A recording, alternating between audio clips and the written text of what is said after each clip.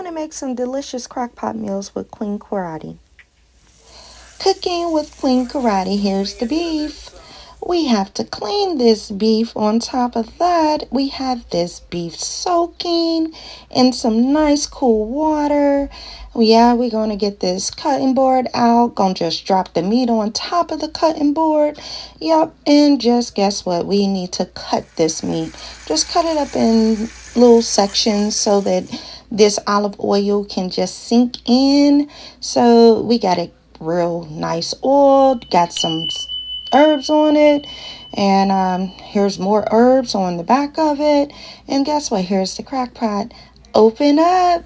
Oh, look at this meal. Crockpot meals are so delicious, you guys, and they are so simple to fix.